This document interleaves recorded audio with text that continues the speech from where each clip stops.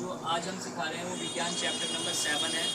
ठीक है, तो आज हम आपको सिखा रहे हैं कि इसमें पादपों में जो पोषण होता है तो ये क्या है। तो इस चैप्टर का नाम ही अपने आप में एक क्या है, अपने आप में पादपों में पोषण, पादपों में पोषण। ठीक है, ठीक है। देखिए ये बताता है पादप पेड़ पौधे, ठीक है, और पोषण उनका खाना। ठीक है, तो यानी पेड़ पौधे जो हैं वो कैसे खाना खाते हैं और उनका जो रख रखाव है वो किस तरीके से होता है, उनके बारे में सारी चीज़ें और डिटेल तुम्हारे इस चैप्टर में दी गई है। ठीक है, तो पादपों में पोषण, तो सबसे पहले हम जानेंगे स्वपोषी और परपोषी किसे कहते हैं।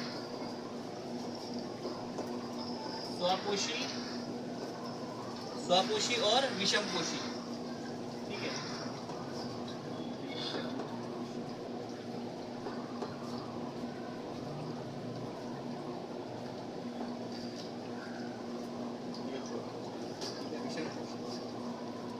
ठीक है। देखिए जो स्वपोषी होता है, स्व का मतलब होता है खुद, स्वयं।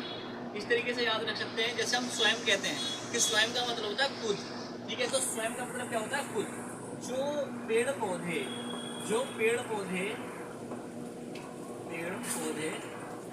स्वयं खाना बना लेते हैं, स्वयं खाना प्रदान करते हैं, स्वयं यानी खुद ही खड़े खड़े खाना बना देते हैं, खुद ही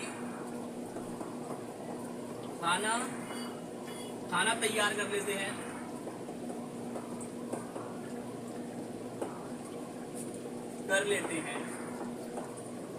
वह क्या कहलाते हैं, स्वपोषी।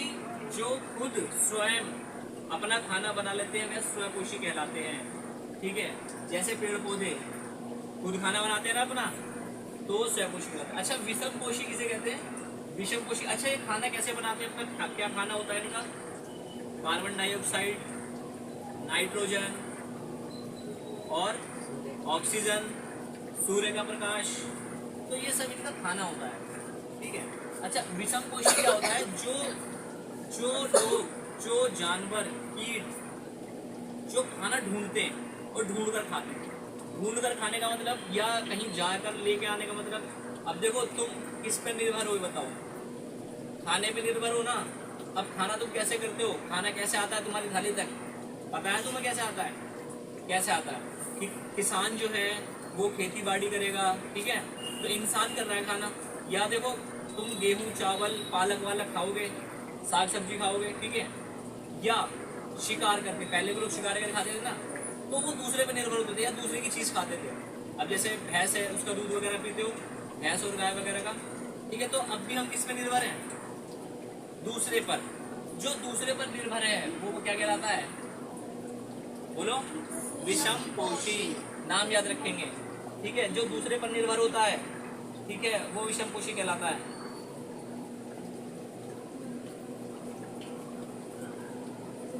याद रखोगे, जो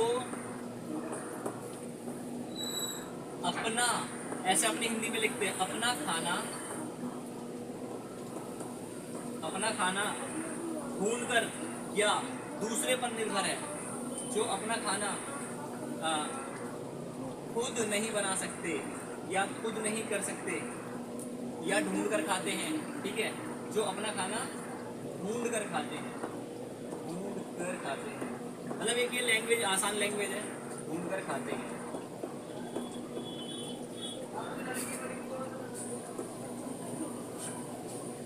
ठीक है, उसे क्या कहते हैं हम, विषमपोषी कहते हैं। अच्छा, खाली हम ही नहीं, जानवर भी ऐसे होते हैं। जैसे मान लो शेर, चीता, गीता, ये सब क्या करते हैं, ये हिरन पर निर्भर हैं।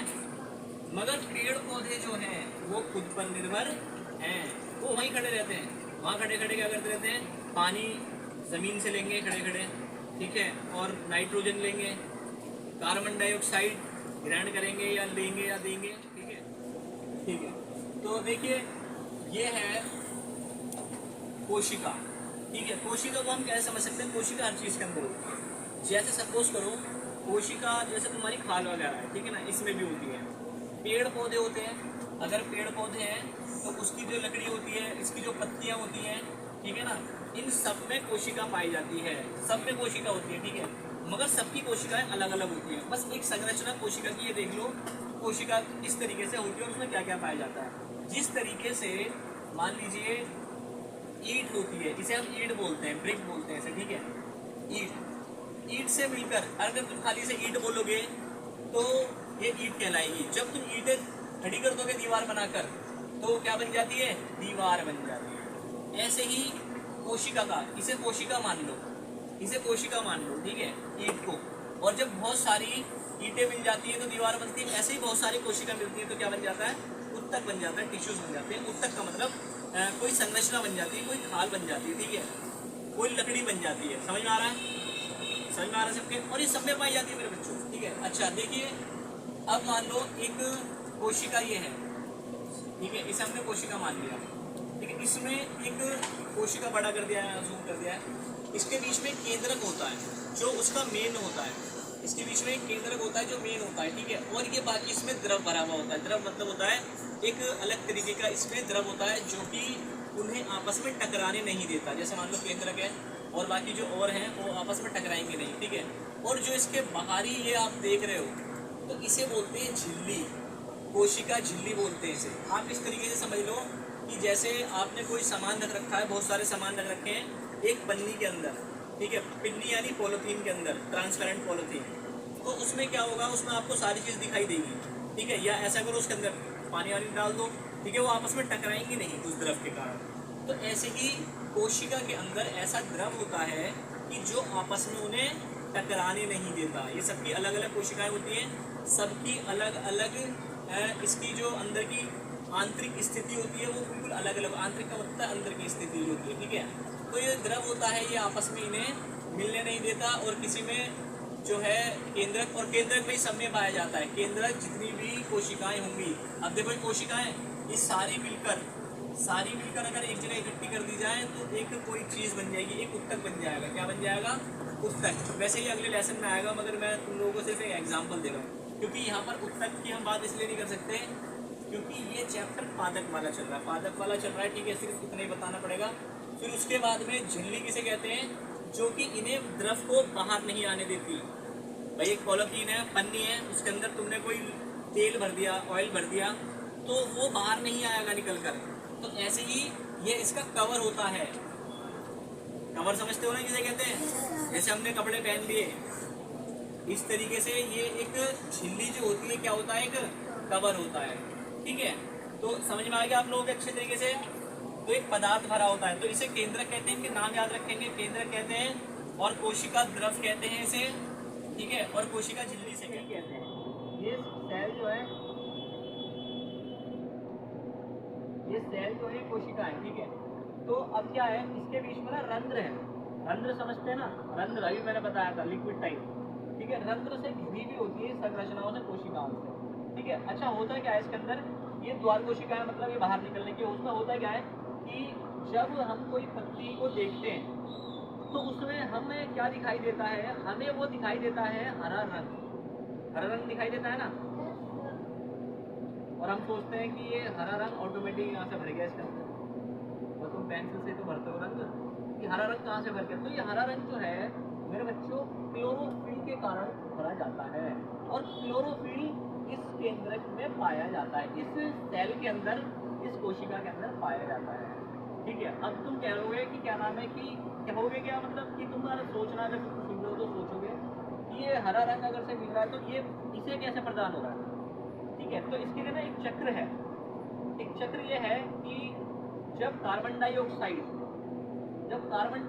बनती है, कार्बन डाइऑक्साइड बनने के बाद क्लोरोफिल बनता है। कार्बन डाइऑक्साइड बनती है सूरज के प्रकाश के कारण। सूरज का प्रकाश जब किसी पेड़ पौधे पर पड़ता है या रोशनी की स्थिति में रहता है तो कार्बन डाइऑक्साइड क्या होती है, वह जो है लेता है। कौन, पेड़ लेता है कार्बन डाइऑक्साइड अपने अंदर। जैसे हम सांस लेते हैं ना, ऐसे करके सांस लेते हैं, तो ऐसे ही पेड़ भी सांस लेता है। जब पेड़ सांस लेता है तो वह कार्बन डाइऑक्साइड बनाता है। क्या लेता है, कार्बन डाइऑक्साइड लेता है, और जब वो छोड़ता है तो वो ऑक्सीजन छोड़ता है। चलो इसका एक डायग्राम बताता हूँ किस तरीके से है, कि जैसे मान लीजिए कार्बन डाइऑक्साइड इसने ली, चलो एक सूरज बनाया मैंने, ठीक है। एक तरीके से ऐसा समझ लो, ये पेड़ है, ठीक है, ये पेड़, ऐसे समझ लो रफली, ठीक है। इस पे सूरज का प्रकाश पड़ा, ठीक है। पड़ने के बाद अब ये क्या होगा, इस पत्तियों के अंदर ऑटोमेटिकली जो है इसकी जो सेल है वो चार्ज होने लगेगी, इसकी कोशिकाएं जो है वो चार्ज का मतलब है उसमें क्लोरोफिल बनने की मात्रा बनने लगेगी, समझिए ना। अभी कैसे होगा, कैसे क्या होगा इसे समझो जरा। ऐसा समझ लो कि पत्तियों के अंदर एक हरा वर्णक होता है, ठीक है, जिसे हम बोलते हैं क्लोरोफिल। क्या बोलते हैं उसे? क्लोरोफिल। वो हरा हरा जो तक दिखाई देगा सारा हरा हरा एक क्लोरोफिल है, ठीक है। उसे सूरज के प्रकाश की ऊर्जा से बनता है, वो सूरज के प्रकाश की ऊर्जा से हरा रंग बनता है, ठीक है। सौर प्रकाश का इन ऊर्जा के जल जो पानी, नीचे से पानी आता है, मट्टी जानते हो ना किसे कहते हैं? मट्टी से हमें क्या मिलता है? पानी मिलता है मट्टी से, ठीक है, पेड़ को, ठीक है। और कार्बन डाइऑक्साइड खाद समझते हो, खाना संश्लेषित करता है, खाता है, ठीक है। और क्योंकि उसे प्रकाश का उपस्थित में होता है इसलिए इसे प्रकाश संश्लेषण कहते हैं। प्रकाश संश्लेषण, ये क्वेश्चन आएगा, किसे कहते हैं? प्रकाश संश्लेषण इसे ही कहते हैं कि हम किसी चीज़ को खा रहे हैं, ठीक है, और उसे एग्जॉस्ट कर रहे हैं, इसे संश्लेषण बोलते हैं, ठीक है। तो ये पेड़ पौधा जो है क्या ले रहा है, क्या कर रहा है, तो ये सूरज की रोशनी ले रहा है, सूरज का प्रकाश ले रहा है, और लेने के बाद में और नीचे से क्या ले रहा है? पानी ले रहा है, कार्बन डाइऑक्साइड ले रहा है, ले तो बहुत सारी चीज़ रहा है, फिलहाल में ये समझते हैं, ठीक है। तो मुझे बताओ ये चीज़ समझ में आ रही है यहाँ तक, ठीक है। और घुमा फिरा के समझाऊँ थोड़ा सा, या सीधा सीधा समझाऊँ? तो सीधे ही सीधा है, सीधे ही बताया मैंने, ठीक है। उसके बाद क्या है? संश्लेषण के बाद इसे ही प्रकाश संश्लेषण कहते हैं। क्या आप सोच सकते हैं, कल्पना कर सकते हैं? तो बताइए, प्रकाश संश्लेषण ना हो तो उपलब्ध नहीं होगा तो सभी जीव अस्तित्व में मर जाएंगे, सारी चीज़ मर जाएंगे, पेड़ पौधे मर जाएंगे, क्योंकि हमारा जो जीवन है वो सूरज की रोशनी की वजह से ही है, सूरज की वजह से ही है। अगर सूरज की रोशनी खत्म तो जीवन भी क्या हो जाएगा? खत्म हो जाएगा, क्योंकि बहुत सारी चीज़ें सूरज से चल रही है, ठीक है, अस्तित्व में है। अनुपस्थिति में संश्लेषण, इससे क्या होता है? क्लोरोफिल कोशिकाएं बनती हैं, इसे क्लोरोफिल कोशिकाएं भी बोलते हैं, ठीक है। एवं कार्बन डाई, और देखिए एक तरीके से यहाँ पर एक चित्र बना के दिखा रखा है, यहाँ दे रखा है कि जल, ठीक है। सबसे पहले क्या दे रखा है? कार्बन डाइऑक्साइड दे रखी है, सबसे पहले क्या दे रखी है? Carbon dioxide, carbon dioxide, carbon dioxide plus जल, यानी ये और जल, यानी ये दोनों मिलकर क्या करेंगे? सूरज का प्रकाश बनाएंगे। क्या करेंगे? प्रकाश बनाएंगे या लेंगे? सूरज का प्रकाश लेंगे, सूरज का प्रकाश,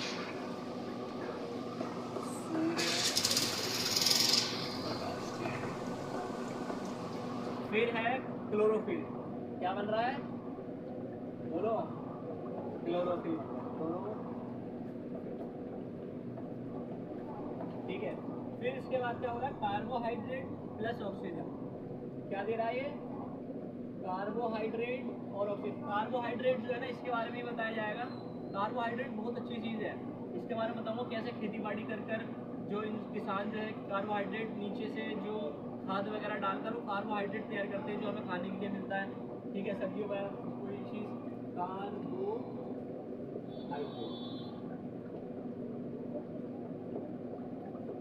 और ऑक्सीजन, ठीक है।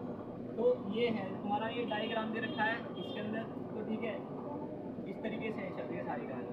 जिसके ना समझ में आया हो तो मेरे को बता सकता है, और कमेंट्स बॉक्स में भी लिखें कि अगर से नहीं समझ में आया, ठीक है। उसके बाद इस प्रक्रम में नियुक्त कार्बोहाइड्रेट अतः पत्तियाँ की मंड स्टार्च के रूप में संचलित होती है, मंड स्टार्च के रूप में संचलित होती है, ठीक है। क्या संच होती है?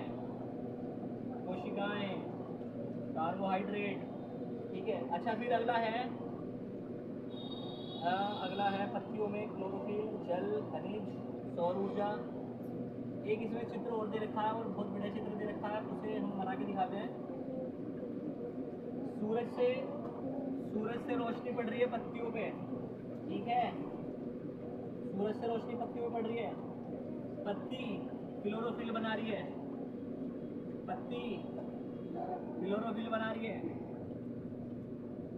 फिर उसके बाद मट्टी से क्या मिल रहा है हमें? जल और खनिज। किसे? पेड़ पौधे को। जल का मतलब पानी और खाना। जड़ से मिल रहा है पानी और खाना। पेड़ को मिल रहा है सारी चीजें। पेड़ पादप के बारे में बात चल रही है ना।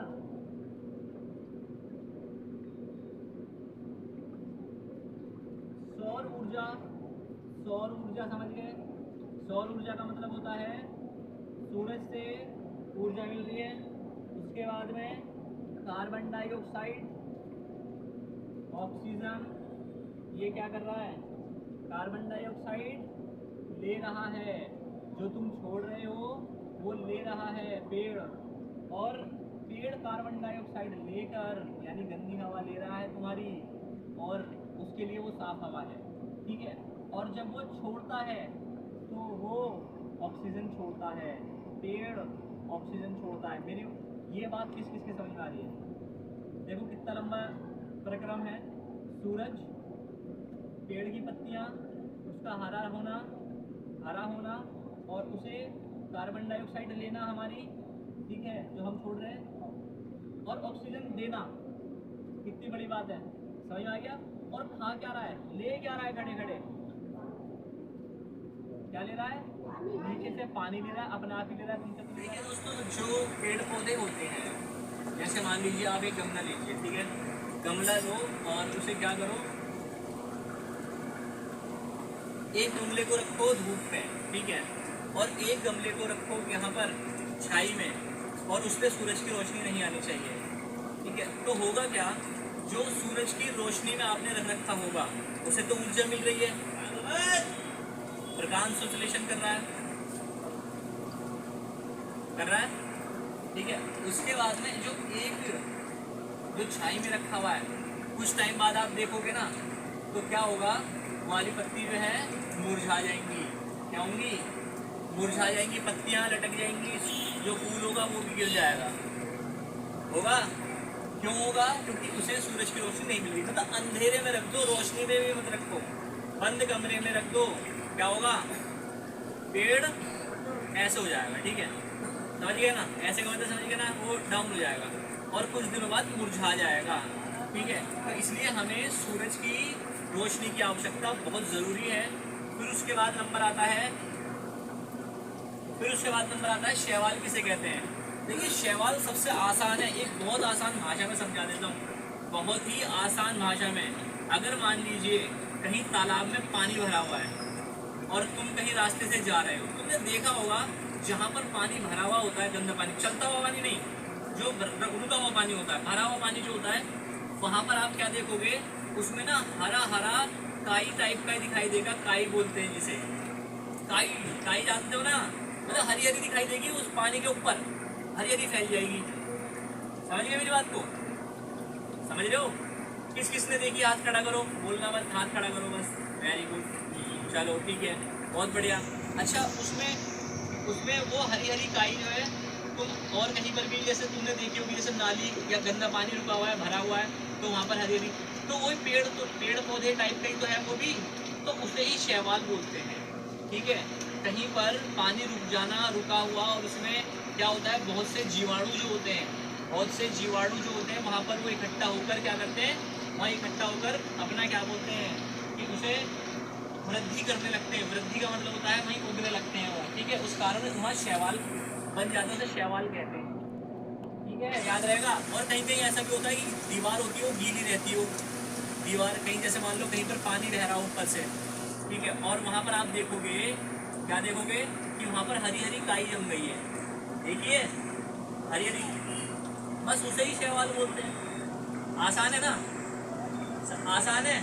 अगर इसके शैवाल के बारे में अगले लेसन में या अगले तुम्हारी कक्षा में पढ़ाऊंगा तो बता दोगे, याद रखना शैवाल किसे कहते हैं, ठीक है ना? उसे ही शैवाल बोलते हैं। फिर